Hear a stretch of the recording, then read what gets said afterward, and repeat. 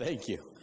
All right, so we're going to shift gears a little bit and talk about from the carrier's perspective and focus on IoT. I know there has been a lot of automation talk this morning and a little bit this afternoon, but IoT and automation, they come kind of hand in glove in a sense, because when we think about IoT, we always think about how we're making things better for people and how we're making things better for companies and evolving them, and automation fits right nicely into it.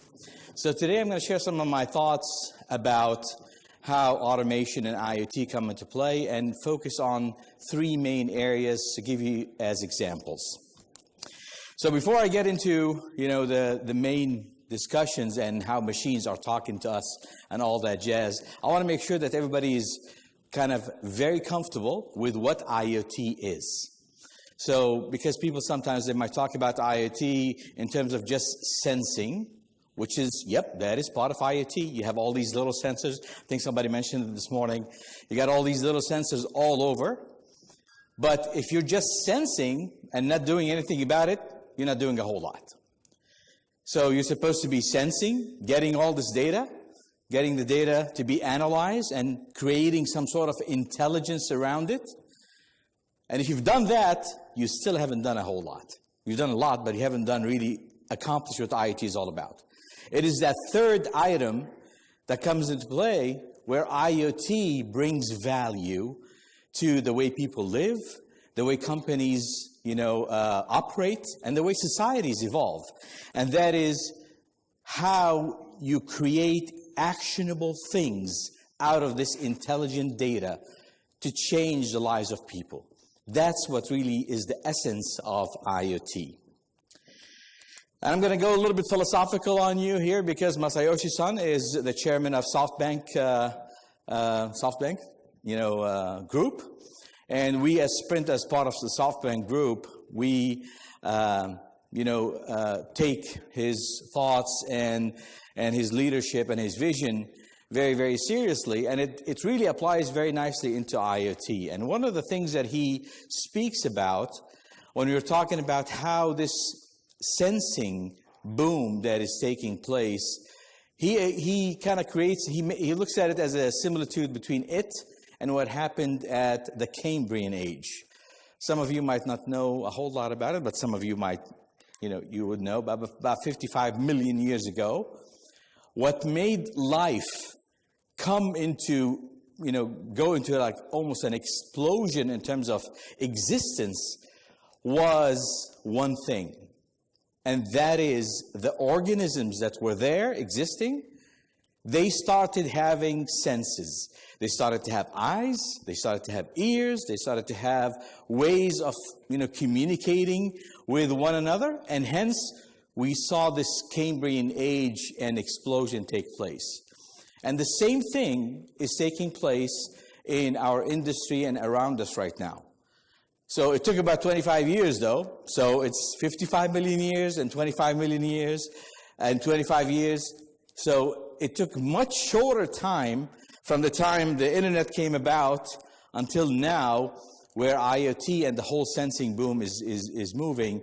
So it makes us a little bit scared as to what is next, what is going to happen next. And the only way for us to really know what's happening next and how we can take advantage of this whole sensing boom is to create our own future. And that's how you make sure that you are ready for the next step. Now this morning, Eleanor, I think she goes by Nell, mentioned something that was very, very, it caught my eye. And, the way she actually thought, is Nell still around? Well, she probably left. But the way she actually looked at how the evolutions and the revolutions that took place, where the first part was, emulating the muscles, right? We wanted to do something really, fast and furious and big and strong. And then the next phase was we're emulating the mind and trying to process data very, very fast. And then the third step, which is what she's talking about, is more about emulating the emotions. I would venture to say that we are still in the middle of the in the second one. We haven't gotten to that third one yet. Maybe you all have, but the real world hasn't gotten there, because as of today, the human mind is still, although it's not as fast as a computer or a data center, it is still much more efficient.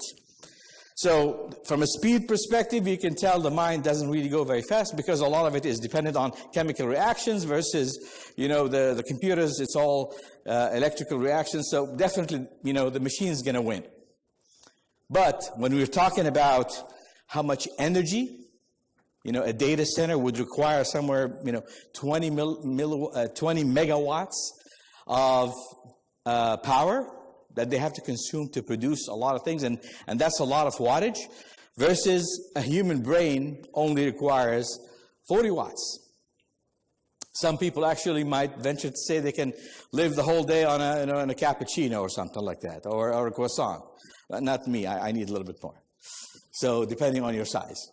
But also when you think about the weight, it's 1.5 kilos, which you have in our heads, versus 2,000 tons.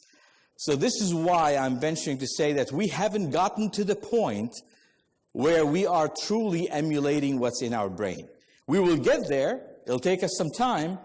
But once we are there, then we can really say that, we have accomplished what we are, setting out to do in terms of intelligence and artificial intelligence and all of the stuff that we're talking about.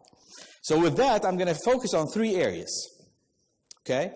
And these 3 areas, some of them, are very intuitive, some of them are not so intuitive. So the first area is going to be about autonomous driving and autonomous vehicles. This is something that you started to hear a whole lot about, and it's taking place right now as we speak in the United States and as well here in Europe. Smart cities. And the interesting one is healthcare, because that is really where you change lives dramatically. And just today, we just talked to some folks from Tech Mahindra about how healthcare and IoT are coming together to really enhance the lives of people. So let's start out with autonomous. The business case and what's driving this whole autonomous driving is very clear and very powerful. In terms of time, we're going to save a whole lot of time out on the streets, because as you know, if you live in the city, and 78% of us we live in cities, we spend a lot of time on the roads. I live in Los Angeles. It takes me sometimes an hour and a half to 2 hours to drive 25 miles. So it's a lot of time being wasted, and that's only one way. 6.9 billion hours are spent on the roads, and a lot of savings can happen with autonomous. Money, well, when you're on the road, you're not spending time with your family, you're not really doing what you enjoy sometimes, and so you lose a lot on the quality of life as well. The third one, which is really the most important and very personal for me, is autonomous driving can save lives. And this is something that is today, the statistics tell us that 37,000 fatalities per year happen in the United States. And autonomous driving can help us save human lives. So it is that's one of the most important ones that's really driving us to move into that. So the business case and everything around it makes a whole lot of sense. One thing that I did not mention, autonomous driving is not only going to reduce the number of cars, because now cars can be utilized much, much more efficiently, but when you compare that with kind of the whole cities concept, the whole smart cities concept, they say when we get to the point where we have autonomous cars, at least 50% of the cars out on the streets are autonomous, the cities will start to save over 20% of the real estate because of parking. So in about 25 years, big cities like London and New York and Los Angeles are going to have free, real estate available to them, because there's not going to be a whole lot of folks driving and parking their cars. So something to think about. Now, another part that we have to always think about when we think about autonomous driving, the predecessor to what's happened to autonomous driving is electrical cars. So today's car Most cars today have about 30,000 parts in each car. That translates to mechanics that have to work at it. That translates to all kinds of logistics. That translates to a lot of employed people that have to work on it. If you compare that to electrical cars have seven components. And the first time you have to actually do something with your battery is after 250,000 kilometers. So that changes the way we operate, right? It changes a lot of the economy. And I know some of the folks here were talking about, hey, does automation, reduce the number of jobs? And it turns out that it doesn't. It truly doesn't. I think one of my colleagues mentioned that for every job that we might lose, there'll be 2 that'll be coming in. And in this space, in the transportation space, it is very obvious because the U.S. economy, depends. They estimate that because of autonomous driving, they will create about $2 trillion benefit. There will be new jobs for, accessing the data, doing all kinds of support as well in the cloud. And then also creating new jobs that are different than the ones we have. So yes, you might have some changes in the current jobs that are there in some of the industries, but there will be other jobs that will be created that will enhance the way we live as well. Now, could we fail at this? Yes. Automation is fantastic when everything works beautifully. And for the most part, it does. But there are things to consider here. One of the most important things to consider is security. Because when you're talking about autonomous driving, if somebody hacks into your car while you're driving or while the car is driving itself and you're sitting in the back, that's a problem. That's a major problem. It's not like, hey, you're in front of a computer and you can shut off the computer or you can, do something. You are in a car, you're in a moving vehicle, so it's really hard. And this is why security is extremely important, and we at Sprint are addressing it head on. And it's not about software security. It's about hardware security all the way down to the chip level. As you know, ARM has been, ARM, which is kind of your pride and joy here in London, in England, was acquired by SoftBank. And I was here in Cambridge last year when the acquisition took place. A fantastic company, fantastic people, by the way. But what they've got hardware-based security all the way down to the chip level. And that allows you to really, and of course, blockchain and all of the stuff that you have, it really eliminates to a certain extent, because you never know. You never really know, for as far as security. So we will be able to, take it all the way down to the hardware level. The second thing is human behavior, because we don't know how humans are going to start to behave. I was up in Canada with one of my good friends who was the CEO of a company called Geotab up there, and he had a Tesla. And we were going to dinner, and all of a sudden he goes, Mo, let me show you something. And he put his car in auto mode, and he let go of the steering wheel, and I was frantic. I was like, what are you doing? But this thing actually did its job and did great, and he was okay with it. But it's going to take a lot of time until we are comfortable with it, right? Cars, especially in cities, pedestrians go in and out all the time. So there has to be certain behaviors that will have to change, because you can, if you want, you can just stop in the middle of the road as a pedestrian and you can stop all the cars from moving. Of course, that's not going to happen, but things have to change from that perspective. So we have to consider all things when we're talking about autonomous driving. Smart cities is number 2. And smart cities is nothing new, right? We've been actually trying to do the smart cities for a long time. Although it also has a good potential. As I mentioned, 87% of us live in cities. The cost reduction and savings from a business case perspective is 24-1. So there's a lot of momentum behind it. And as I mentioned, we've been trying to do it for a long time, and we continue to do it for a long time, and it's taken a whole lot. Well, some of it, you might say, well, hey, it's when you're dealing with cities and communities and counties, you have to go through all the red tape. Yes, that is one.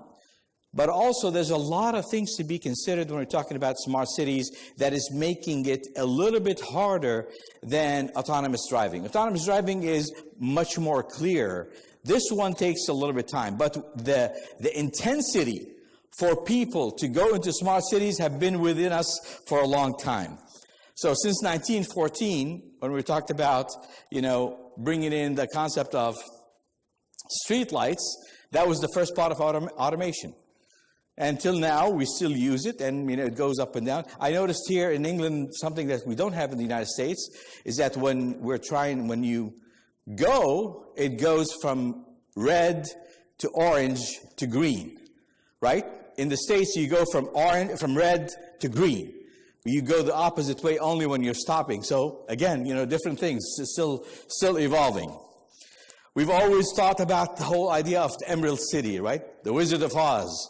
It's built within us that, hey, we want to live in this magical world, that everything, when I walk in, doors open for me and door close after me and do all kinds of things. By the way, the whole doors open and close after me. When I was at ARM here in Cambridge, I met one of the head guys at the University of Cambridge who's working with automation.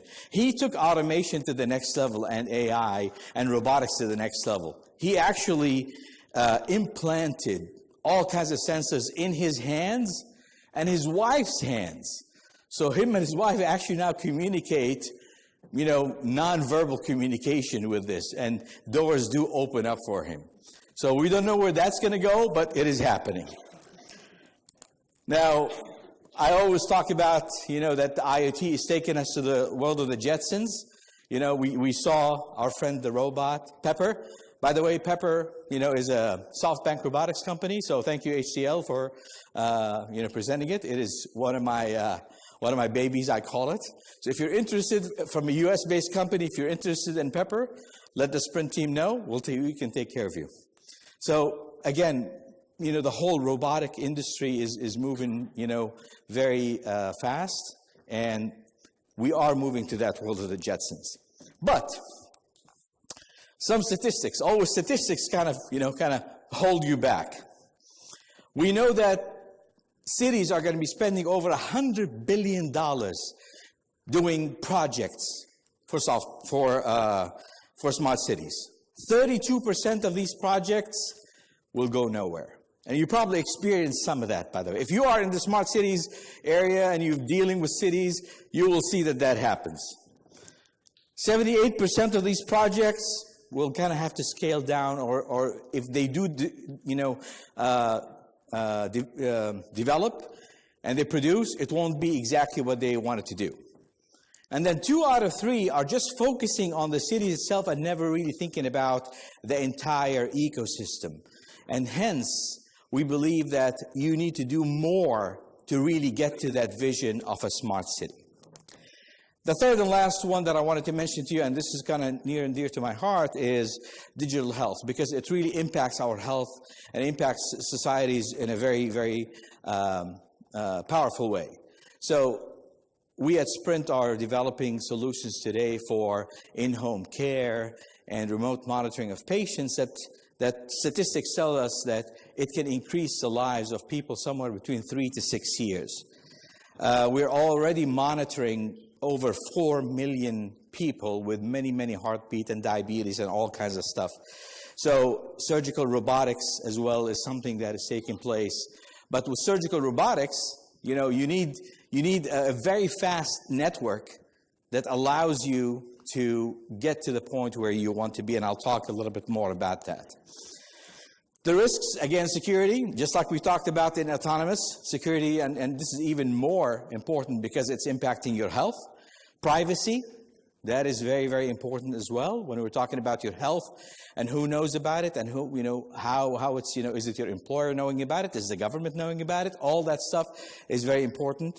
Ethics, because with this onslaught of all types of new technologies, designer babies and all kinds of things are becoming almost a reality. The whole genome sequencing and knowing where, what kind of a diseases you will have, and can you actually do something ahead of time to prevent it, and can you protect yourself and protect your children? I mean, there's so many ethical things that have to be talked about when you're mixing IoT technology and healthcare. So we have to be mindful of the, cost to benefit. That is very, very important, and this is why, right now, smart cities are not moving in that at the same speed. The idea of technology being difficult, this is something that we have to get out of our systems a little bit, because yes, it might be mysterious, but it's not rocket science. I mean, IoT is not rocket science. I've been doing IoT for the last 10 years, which is a long time, by the way, in IoT. I've been in telecom for 30 years, but IoT, doing it for 10 years, that's a long time. It's not rocket science. So all we have to do is we have to adapt a little bit more. And by the way, the introduction of things like Pepper and artificial intelligence actually helps us, because you always think that it is easier to have the machine adapt to you rather than you adapt to the machine, because they can learn probably a little bit quicker and they can change their behavior a little bit quicker than us. And then as long as you're making people happy and really changing the lives of people to the better, you will see that these automation projects will start to take root. I know time is running out on me because this is red. So I have just a couple more slides. I talked a lot about the end goal, which is the autonomous driving, the healthcare, the smart cities. But in order to accomplish that and to do that, you need the network. You need the neural network. You need all kinds of connectivity to make that happen. And we at Sprint, actually at MWC America in Los Angeles, my boss who's there right now, we just announced our IoT Curiosity platform, our IoT OS, that allows us to have a global platform and provide us with the network that can take us down all the way down to 10 milliseconds of latency. Sometimes when you're dealing with robotics, and you probably experienced this a little bit if you were here in the morning with Pepper, when Steve was talking to it, Pepper was, taking a little bit of time, right? You didn't see that real time, and you wanted to see that real time. It will happen, but it'll happen only when you get to 5G, because the best systems today with 4G gives you about 70 to 80 milliseconds of delay. 5G, which is happening in the United States very soon, will give you 10 milliseconds. And 10 milliseconds is pretty much real time. So you will see that behavior. And if you wanted to do all these operations, overseas, or you want to do them over the airs, that's what you need. So you need security in OS as well. So this is what we talked about, our relationship with ARM. Digital factory and IoT solutions are these are things that we're also bringing in so that we can democratize IoT even more, so it becomes more proliferated across not only the business but consumer as well. Now, I also like, Eleanor, she mentioned that it takes a village. Yes, it does take a village to raise a kid, and it does take a village to have a full IoT solution or solutions across multiple industries. IoT today comes in multiple verticals. Over 18 verticals have been identified right now. And within the SoftBank group we're trying to harness all of that energy and minds and all of that, such as ARM, NVIDIA, OneWeb, NATO. These are companies that really are extremely innovative. And within the SoftBank group, we're bringing them all together, and other folks as well, as part of our ecosystem to deliver the best IoT experience that allows us to improve the people's lives and the way business operates, as well as the way societies evolve. So I think with that, I will stop. Thank you very much.